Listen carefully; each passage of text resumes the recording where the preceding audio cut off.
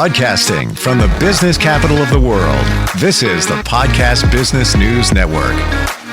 And welcome back, everyone. This is really a game changer in making your life a lot easier, a lot more fulfilling. It's part of self-care under the umbrella of that topic.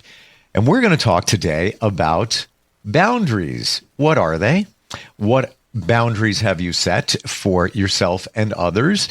And why does it work well for us? She helps people with this and so much more all the time as a certified life coach and also a Clarity Catalyst instructor.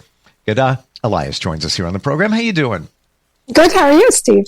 I always wonder if I'm saying your first name correctly. You're not, but that's okay. Is it Ghada? It is the American way, but it's fine. It's been butchered so many times. It doesn't really. It's like, well, whatever. If there's a roll of the tongue in saying it properly, I'm going to mess it up anyway. So we'll just... The throat, yeah, so it's okay. Ghada. I'm never going to get it. Wonderful to have you here. Thank you. And the boundaries is so important. And you don't realize it until you realize it. How do you define boundaries? I kind of like to visualize it as a line that you draw for yourself first and then for others. And it starts with yourself. Because if you don't know how to draw it for yourself, you don't know how to draw it for others. It's a visual line. So but this is where I stop. Now I'm trying to put this into perspective. If you draw it for yourself, aren't you drawing your boundaries because of others? I am. And I'm also drawing it because of me. Because when I don't have the boundaries that I set for myself, then I am allowing myself to do things for others that's going to affect me negatively. Like, twist it. If you twist it around, when I set it for myself, I'm actually extending it to the others. Does that make sense? Am I clear, kind of? How about some examples? Because I'm processing in my mind what I know what my boundaries are for others. And I could give a really easy example there. But a boundary for myself, I'm not really sure what that is. A boundary for myself. And you go hypothetical. It doesn't have to be real. Yeah, no. I'm going whether it's real or hypothetical. So I've decided that my boundary when it comes to helping others, it doesn't matter who it is. It could be even my daughter, even the closest people to us. If it's going to be interfering with something that I have to do in my life, then I can say either I cannot do it because I know you can do it and you're just putting this on me because I'm your mom, or I can say I will do it, but not right now. So this is my boundary, but I did not. So boundaries with others, usually it is communicated. Okay. So give an example what one might be a boundary with others. Communication with others. Same thing. I'm going to use my kids.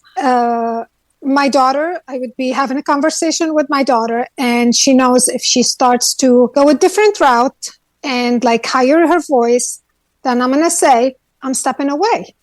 Because this is where I draw the line. Yes. There is a respect. Same thing with others, especially in relationships. Communication is very important in boundaries with relationships. But as far as volunteering, as far as people asking you for a favor, and I'm someone that I cannot say no to anyone, even if it inconveniences me. And it really started at one time when my sister called and asked me to make food for her son, which I usually say, yes, absolutely. That day, I just paused and said, I have so much on my plate. I cannot do it. And I didn't even say, I'm sorry. And to me, that was like, and she was okay. I totally get what you're saying. And I've learned this. No is a complete sentence. Absolutely. You don't have to give an excuse. We always, we feel like we're letting somebody down. Well, I can't do it because blah, blah, blah, blah, blah. No, I'm sorry, I can't do it right now. I want to, but I can't. Done. Finished. Period. Yeah. Yes. And the word no to some people is hard to say because they feel it's such a negative thing. Right. So you try to pad it or temper it with your excuse. Yes. And no is actually a good word. And yes can be a negative word. It depends how you use it. And that's where the boundary comes in. As a matter of fact, there's a poll out very recently that says if you reply to somebody with a simple word in a text, it can be perceived as a very negative word. And the word is sure. So if you ask somebody, or somebody asks you, hey, can you help me move on Saturday? I really need your help. Sure. That's your reply. You could mean it as a very positive, yeah, sure, I'll be there, no problem. Or it could be like, sure. Sure. Yeah, I'll do it. I'll be there. Great. That's the problem with texting. Because communication gets lost. It's lost in texting because you don't have the face, you don't see the expression, you don't hear the tone. Right. That's where communication gets lost in translation. And in translation, misinterpreted. And that word sure in a text reply, you can completely change the perception of it, even though you might have meant it in a very positive way. Sure, I'll help you. Add an exclamation point. Now it's a game changer. That's a sure. Sure. Yes. And you know what? Another thing, it also depends on your culture. Because for me, here's an example. For me, saying bye in a text, that's just something we say. But I found that for other cultures, it means like you're not going to talk to them anymore. I'm like, that's interesting. Tell me that again. In your culture, when you type what? In my culture, if I'm talking to someone and I ended it, like it's a new friend, okay, and I ended the conversation with bye, it was perceived as in, I'm not going to talk again. I'm not going to reach out again. And to me, that's just what we say. Bye. Yeah. Well, what do you do at the end of a phone conversation? We say bye. Right. But in a text. Text. Interesting. Different. Yes. So. And you know what's interesting too? I find in other cultures, they will say, not just bye for now. So it's almost releasing of the finite feel of the word bye. Bye. Like, go away. Bye. Like, bye for now. To me, I would be like, oh, okay. So like, get rid of me. Yeah. Yes. Good riddance. Yes. Good riddance. Yeah. So going back to boundaries, we kind of like, we drift. We drift. We digressed. Okay. Yeah. Yes. No problem. But it's all about communication, really. Communicating your boundaries, and we communicated some other stuff here. What's more important is when you communicate it to yourself is actually writing it down. And you start with one boundary at a time. So I started setting boundaries. I've been setting boundaries for like others, but I started with myself. So one boundary, and maybe some people would call it something else. To me, it's a boundary because I am working on my self-control. So I am putting boundaries for myself. Is when I wake up, that first half hour, I don't touch my phone. My phone is next to me, and I leave it there on purpose. I don't look at it. I don't touch it. I just do my morning routine, and then I get up. Once I have my coffee ready, that's when I allow myself to look at my phone. That is my boundary for my morning mental relaxation. I would see the personal boundary based on what you're saying for me. And this came in the late spring. I left here late afternoon, like 5 something. And I had a meeting at 7:30 or 8. And I said, I'm going to leave here, the little airport right around the corner, a small one. And I got something to eat. And I just went into the airport, and just on the field, it's just nice breeze coming in, and just angle of the sun was beautiful. Maybe see a plane come down, and I'm eating my dinner, and just like, this is great. And then my phone rings, and it was somebody who I know. And usually they've got stuff going on and I need to help them through it. And it's, it takes away from you. And I answered the phone. I knew what to expect. Now I've just eaten into my eating hour and hung up. And that was, I'll never forget. I see the phone on the dashboard and my food on the dashboard right now at that moment. And I said to myself, when I'm doing my own thing, I will never pick up the phone ever again. I'm just not going to do it unless, somebody texts me, emergency or whatever. That's my time. It's sort of like what you just said when you wake up first thing in the morning, when you set aside your you time. That's it. There's not going there. And that's really important because it starts with those little things. And then you look at something else. You say, okay, well, I'm going to do it with this. And once you start, it does expand to the outside. Then because you value yourself. Yes. You care about yourself. Yes. Everybody, we're all important. And we do want to be kind and respectful. But there's a line where we stop when it does affect us. So if it's something that is going to drain us, we can say no. And it's okay. Mm-hmm. And if it's something that brings us happiness, even if it's inconvenience, like to me, volunteering brings me, I love it. It gives me so much joy. So sometimes even if it's inconvenience, I still want to volunteer because it gives me joy. And that's okay. Yeah. If I say yes, so it depends really on the situation. But the biggest thing is communication with your boundaries. The biggest thing is communication. Yes. And I'll share with you. I was in a relationship recently ended, number of different things going on there. There was one situation where I would never know what I'm doing with this person on the weekend. And that's when we, would get together, do fun stuff. It was all great. But it would be earlier in the week. And I'd say, can you tell me what day you're free? Like what day you want to do something? Just let me know. I just want to, loosely plan things out, know what I'm doing. Monday would go by. Tuesday would go by. Wednesday. What are we doing on the weekend? Thursday. I'd find out like Friday afternoon whether, and usually we were getting together anyway. Yeah. But I would continually ask, can you please just tell me? It's not like I'm a control freak at all, not like an overthinker planner. I just want to know what's going on. And that was I tried to communicate that. And that kind of my boundary. I just need to know. And whatever their issue was, didn't know, couldn't commit, whatever it was, but it was frustrating. And it was just one aspect of the frustration. But that was I don't think it's a lot to ask. Just let me know what's going on. No, but that's important in a relationship. Yeah. This is where like when people are in a relationship, there's got to be like things that you set that this is how you are and this is what you would like for you to be able to continue in a relaxed way, in a joyful way, in that relationship. Yeah. So that would be a bother to a lot of people who just like to know so they can plan their day. And our time is valuable. So if I'm not doing this, I need to plan it for something else. Maybe I want to spend time with my kids. Exactly. If I'm not doing anything. So don't leave me until the last minute to tell me what we're doing. There's only 52 weekends out of the year. Exactly. And only some of them are beautifully sunny, warm weekends where I am. Yes.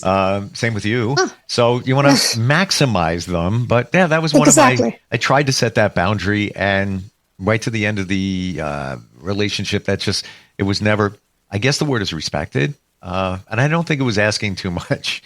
And I get, things come up like I'm not really sure what's going on, but sure. But at least say that. Communicate it. It's communication. Yeah. It's communication. And some people, it's hard for them if they're not used to it. If they don't have that, if they didn't have that in their life, or they're afraid if they set an expectation not to be able to make it, and then now they have to figure out, okay, how do I change those plans? Is this going to cause a problem? I'd rather not set the plans than have to change it later on. So there's a lot that has to do with it, but then it goes down to communication and being honest and just, okay, that life is life. Mm-hmm. And I guess it comes down to respecting yourself and standing up for yourself. because so many Yes. of us kind of, I don't want to rock the boat. So I'm not going to. But when you Yeah. take that stance, like for you, first thing in the morning, maybe you verbalize it. Love you. Don't bother me from 7 till 7:30. I usually wake up around 7. I'm going hypothetical here, but that's my time. I'm just taking my moments. And unless it's an emergency, please don't. Thank you so much. That's it. Am I saying that to my phone? Because it's only my phone. Oh, well, really? I'm just saying that's how you No, I'm set your just boundary kidding. with your daughter. Yeah. Yes. Yeah. Yeah. No, I'm a single mom. I'm a single dad. There you go. So it's really I have my life set. I do take time for my friends and people, but yes, I have my life set, and I worked hard to get it where I am today, whether it's my son or my daughter. But that took me becoming a life coach, which had helped me turn things around in my life and helped actually my kids. I'm a better mom for them. What was your biggest challenge in setting boundaries, in learning that whole process? Letting go of the guilt that I will not be accepted or loved if I say no. That's a huge thing for everybody. That's why universal. And it also, I'm sure, goes back to us feeling that we're not worthy enough. And we always want to be, I'm trying to think the best way to describe this, valuable. You always want to look valuable to somebody. So can you help me move on Saturday? I really need your help. Well, you have other plans. You want to say no, but you also don't want them to feel that you don't care, because you also want them around in your life. Yes. And you have a fear of, well, if I say no, they might, maybe they won't be there when I need them. Yeah. But you know what? Then you learn, when you work on yourself and you value yourself and you respect yourself, that even saying no to people, that doesn't mean they're going to walk away from you. Because those are the people that, go ahead. I know you're going to go ahead. Go ahead. If they walk away, they shouldn't be in your life. They walk away. Exactly. Yeah. Exactly. Because then they're in your life because they want something from you. Yeah. They don't value you as their friend, their family member, or just an acquaintance.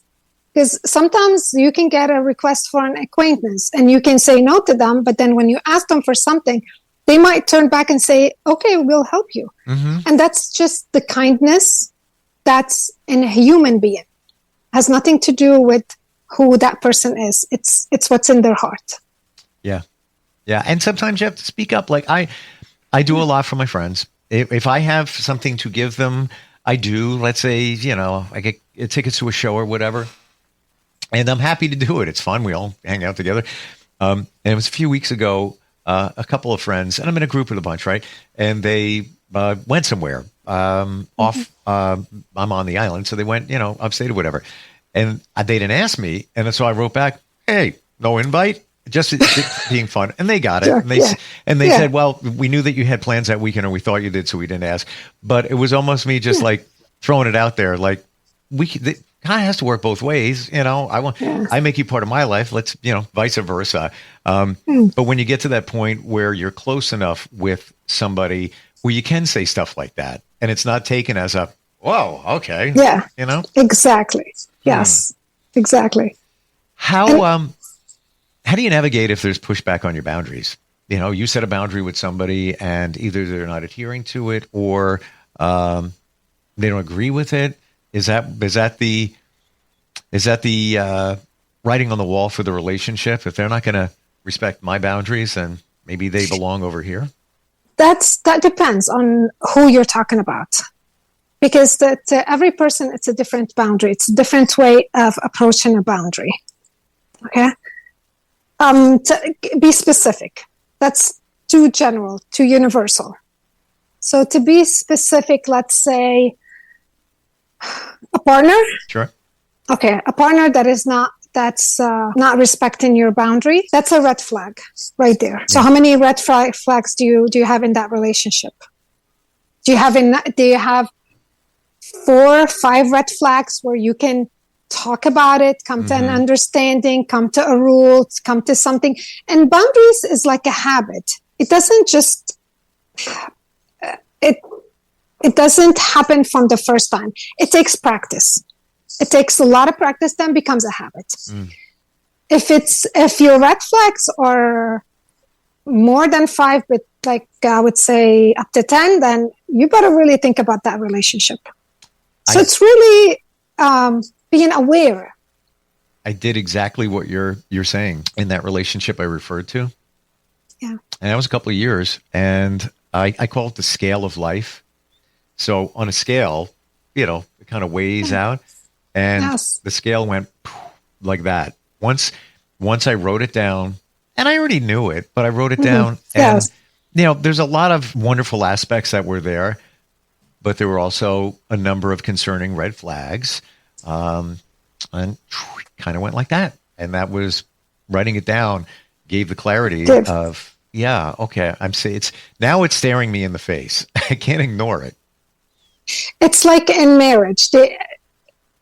There's not a perfect marriage. All marriages have their ups and downs. For sure. But it goes back to the scale. So if your good days are like they're heavy enough, you have a lot, that when you have your bad days, you can always take from the good and add it to the bad. And it balances itself. Absolutely. But when the negative is so high and the positive is so low, it's not balanced. There's nothing to take to offset the negative. Yeah. So that's where. And it gets to a point where how much are you going to compromise yourself? Yes. You care about somebody, you bend. It's okay. Like a tree sways. You're supposed to. You're supposed to. Right. Yeah. But sometimes, the tree snaps. Yes, exactly. Yeah. Exactly. You can't just keep on bending and bending. 2 people have to bend. Yeah. And it does take 2. Like you said, it's never one-sided. Even when a relationship doesn't work out, it goes both ways. It goes both ways, yes. But sometimes, and I'm just hypothetically saying this, that it can be somebody does something horrible over here, where over here somebody, they were okay, but it could have been a little bit better, but this outweighs it, and then it's time for a reevaluation of the relationship, I would think. Yeah, and a lot of times we give excuses. That's that.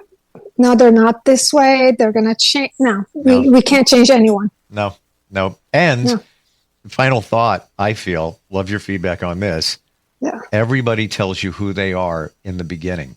If you watch and listen, what they are. Sometimes we ignore it because let's say, it's a new relationship, partnership, you're happy, you're bliss and everything. Yes. They already told you. You got to listen. You got to listen, yes. And another thing I say, if you can deal with their negative side, because we all have it. We all have the flaws, okay? If you can deal with that, then yes, continue. Because that's going to come out.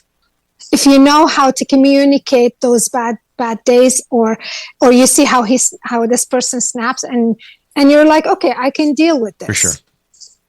Then continue. And give it a chance. Continue unless it compromises your boundaries. Absolutely. Yeah. That is, yes, absolutely. Good talk today.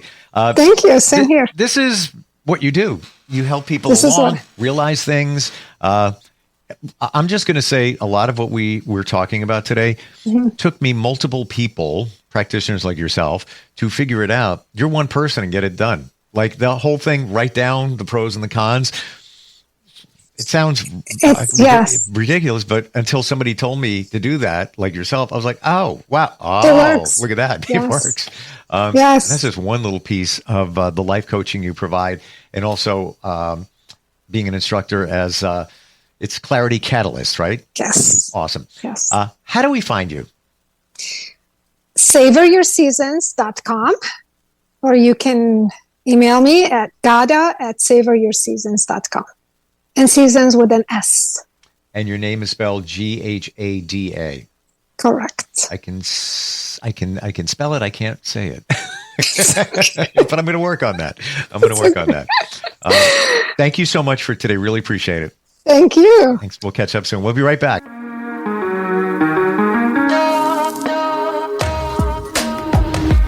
Broadcasting from the business capital of the world, this is the Podcast Business News Network. When I was little, I didn't talk for a long time. I liked things to always be the same. Anything new or different would scare and upset me. I was very sensitive to lights and sounds. It was almost like I had bigger eyes and ears than everyone else. So I built secret hiding places where nothing could get in. I didn't like looking people in the eye. It made me feel uncomfortable. I'd throw big tantrums over little things like when my socks didn't match. Sometimes I'd do the same things over and over. Until one day, I found out I had autism. My family got me help. Slowly, I learned how to live with it better. You can see signs of autism in children as young as 18 months. Early intervention can make a lifetime of difference. Learn the signs at autismspeaks.org/signs. Brought to you by Autism Speaks and the Ad Council.